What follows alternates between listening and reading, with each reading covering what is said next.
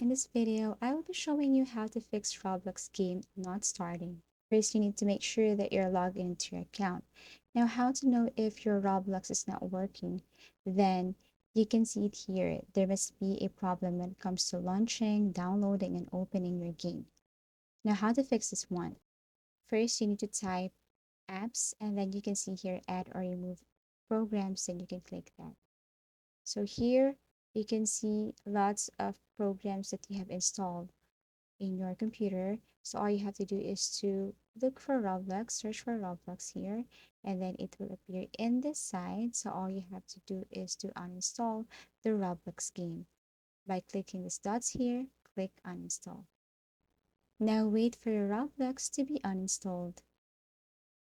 Now another way is that go to your storage, go to the search bar icon here and type storage.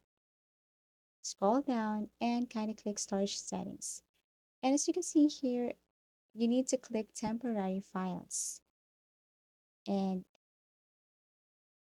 leave the boxes unchecked except for temporary files. As you can see, I am removing the checks on the boxes. After that, I can now remove temporary files now.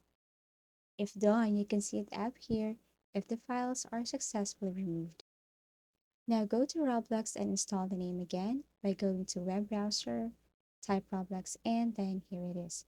Now you can select any games here, for example, Blox Fruits, and all you have to do is to click this green button here, wait, now download and install. Now once it is downloaded, open the folder and then launch the application. Now you can start playing the Roblox again. If you find this video helpful and informative, give it a thumbs up. Subscribe for more video tips and video tutorials.